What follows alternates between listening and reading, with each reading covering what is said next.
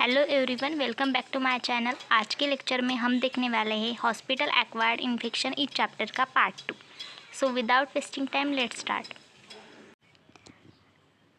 अब हम देखते हैं types of hospital acquired infection. तो फर्स्ट टाइप से blood stream infection. Infection occur when micro organism enter the blood, often related to central venous catheter और contaminated needles. Example में है sepsis, staphylococcus aureus and blood stream infection. Blood stream infection यानी ऐसा infection जो कि occur हो रहा है ब्लड में, यानी कि माइक्रो ऑर्गेनिज्म क्या करते हैं, एंटर करते हैं ब्लड में, और ब्लड में एंटर करने के बाद जो इन्फेक्शन होगा उसे ही हम कहेंगे ब्लड स्ट्रीम इन्फेक्शन। एक किसके वजह से कॉज हो सकता है, तो सेंट्रल वेनस कैथेटर के वजह से एंड कंटामिनेटेड नीडल के वजह से कॉज हो सकता है। मोस्ट कॉमन बैक्टीरिया है स्टफाइलोकोकस ओरास, जो कि अंदर जाती है ब्लड में और कॉज करती है इन्फेक्शन। देन है urinary track infection. Most common hospital acquired infection है ये, usually associate with urinary catheter. यानी कि यूरिनरी ट्रैक इन्फेक्शन कब होता है, जब हम पेशेंट को यूरिनरी कैथेटर लगाते हैं। अगर हमने वह लगाते वक्त असेप्टिक टेक्निक फॉलो नहीं की तो क्या होगा, यूरिनरी ट्रैक इन्फेक्शन होगा। इसका एग्जाम्पल में है कैथेटर एसोसिएट यूटीआई, यानी catheter associate urinary track infection, जो कि कॉज हो रहा है ई कोलाई बैक्टीरिया के वजह से। अब हम देखते हैं surgical wound infection. Surgical wound infection. Infection develops at the site of surgery, occurs due to contaminated instrument, poor aseptic technique और wound care problems. Surgical wound infection यानी कि ऐसा इन्फेक्शन जो कि ऑकर हो रहा है ड्यूरिंग सर्जरी, यानी सर्जरी करते वक्त जो डॉक्टर्स है, नर्सेस है, उन्होंने क्या किया कि कंटामिनेटेड इंस्ट्रूमेंट यानी जो इंस्ट्रूमेंट है उसे अच्छे से क्लीन नहीं किया और वही यूज़ किए, असेप्टिक टेक्निक फॉलो नहीं की। वुंड केयर के वक्त उन्होंने असेप्टिक टेक्निक फॉलो नहीं की, तो उसके वजह से क्या हो सकता है, सर्जिकल वुंड इन्फेक्शन हो सकता है। एग्जाम्पल है सर्जिकल वुंड पस फॉर्मेशन और इन्फेक्शन।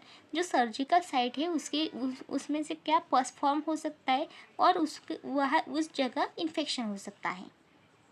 देन है respiratory tract infection. Infection affects the lungs and respiratory system. जो रेस्पिरेटरी ट्रैक इन्फेक्शन है ये क्या अफेक्ट करेगा, लंग्स को एंड रेस्पिरेटरी सिस्टम को। कॉमन इन वेंटिलेटेड और क्रिटिकली इल पेशेंट।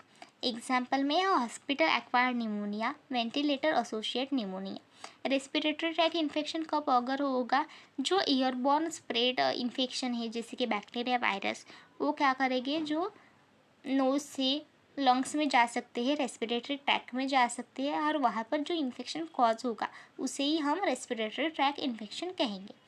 उसके बाद है alimentary track infection. Alimentary tract infection. Infection affect the digestive system, spread through contaminated food, water और एंटीबायोटिक्स। जो इन्फेक्शन है वो डाइजेस्टिव सिस्टम में अगर हो गया तो उसे ही हम एलिमेंट्री ट्रैक इन्फेक्शन कहेंगे। ये किसके वजह से होगा, कंटामिनेटेड वाटर, फूड, जो मेडिसिन है वो अगर कंटामिनेट है और वह हमने डाइजेस्ट कर ली, हमारे बॉडी में इंजेस्ट कर ली, तो उसके वजह से जो इन्फेक्शन होगा उसे ही हम एलिमेंट्री ट्रैक इन्फेक्शन कहेंगे। इसके वजह से क्या हो सकता है, पेशेंट को डायरिया हो सकता है। देन हम देखेंगे prevention and control of hospital acquired infection. Hospital acquired infection को कैसे प्रिवेंट करें और कंट्रोल करें। तो फर्स्ट है hand hygiene. Most important method of prevent hospital acquired infection, perform hand washing before and after patient contact, follow WHO 5 moments hand hygiene. जो hand hygiene है वह हम फॉलो कर सकते हैं to prevent hospital acquired infection. जैसे कि हम क्या कर सकते हैं, हैंड वॉश कर सकते हैं before and after patient contact. जो WHO ने 5 मोमेंट्स ऑफ हैंड हाइजीन दिया है, जैसे कि before touching patient, after touching patient, patient के सराउंडिंग को टच करने के बाद, वो जो भी 5 मेथड्स है, 5 मोमेंट्स है, वो हमने फॉलो करने चाहिए। इसकी वजह से क्या हो सकता है, हॉस्पिटल एक्वायर्ड इन्फेक्शन प्रिवेंट हो सकता है। नेक्स्ट है use of personal protective equipment. Use gloves, mask, gown, goggles and other protective equipment, prevent spread of infection between patient and health care workers. जो हेल्थ केयर वर्कर्स है वो क्या कर सकते हैं, ग्लोव्स, मास्क, गाउन, गॉगल्स जो भी protective equipment है वह सब पहन सकते हैं। उसके वजह से क्या होगा, इन्फेक्शन नहीं होगा पेशेंट में और हेल्थ केयर वर्कर्स में। थर्ड है aseptic techniques, maintain sterile technique during procedure, prevent contamination during injection, catheter insertion and wound dressing. हमें क्या करना है, असेप्टिक टेक्निक फॉलो करनी है ड्यूरिंग प्रोसीजर, जैसे कि injection, catheter insertion and wound dressing के वक्त अगर हमने स्टेराइल असेप्टिक टेक्निक यूज़ की तो उसके वजह से क्या होगा, इन्फेक्शन नहीं होगा पेशेंट को। फोर्थ नंबर है sterilisation and disinfection. Sterilise surgical instrument properly, disinfected medical and hospital surface. हमें क्या करना है, स्टेरलाइजेशन एंड डिसइंफेक्शन प्रॉपर करना है।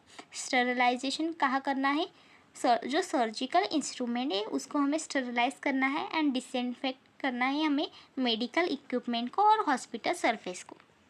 नेक्स्ट है isolation precaution. Separate infected patient to prevent transmission. हमें क्या करना है, सेपरेट करना है पेशेंट को टू प्रिवेंट ट्रांसमिशन ना हो इसलिए। तो जब हम आइसोलेट करेंगे तो हमें क्या करना है, डॉक्टर की एडवाइस लेनी है और जो उनके घर वाले हैं उनको भी बताना है कि हमें पेशेंट को क्यों आइसोलेट करना है, पेशेंट को खुद को भी बताना है, उसकी हमें कंसर्न लेना है। यूज़ कॉन्टैक्ट, ड्रॉपलेट और ईयरबॉर्न प्रिकॉशन एज रिक्वायर्ड। ऐसे पेशेंट के साथ क्या करना है, हमें जो कॉन्टैक्ट है, ड्रॉपलेट एंड ईयरबॉर्न प्रिकॉशन लेनी है, उसकी वजह से हमें इन्फेक्शन ना हो, अदर जो पर्सन है उसे इन्फेक्शन ना हो इसके लिए। देन है safe injection practices, use sterile needles and syringe, avoid reuse of injection equipment.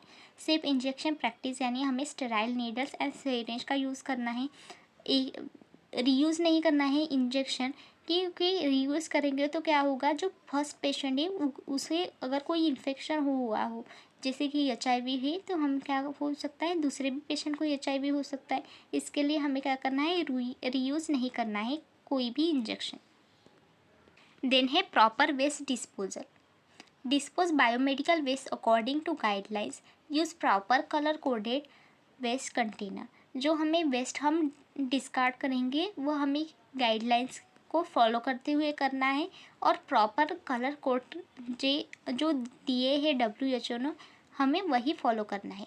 जैसे कि येलो में हम एनाटॉमिकल वेस्ट डालते हैं, रेड में हम प्लास्टिक वेस्ट डालते हैं, तो हमें क्या करना है, कलर कोड की वजह से जो दिए हुए हैं वैसे ही हमें वेस्ट डिस्पोज करना है। देन है environmental cleaning, regular cleaning of patient rooms, bed and hospital equipment, maintain clean health care environment. हमें रेगुलर क्लीन करना है room, bed and hospital equipment को, इसकी वजह से क्या होगा, जो हेल्थ केयर इन्वायरमेंट है वो क्लीन रहेगा।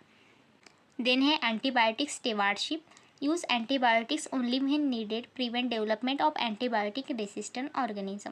जो एंटीबायोटिक स्टेवार्डशिप है इसका मतलब ही है कि जो जितना हमें एंटीबायोटिक्स का यूज़ है उतना ही लेना है, ओवर यूज़ नहीं करना है। देन है surveillance and reporting, monitor hospital acquired cases in hospital. जितने भी हॉस्पिटल एक्वायर्ड इन्फेक्शन केसेस हो रहे उसकी हमें क्या करना है, मॉनिटर करना है, हमें उसका रिकॉर्ड मेंटेन करना है। Early identification help control outbreaks. हम क्या करेंगे, आइडेंटिफिकेशन करेंगे, उसकी वजह से क्या होगा, हेल्प होगा to control hospital acquired infection.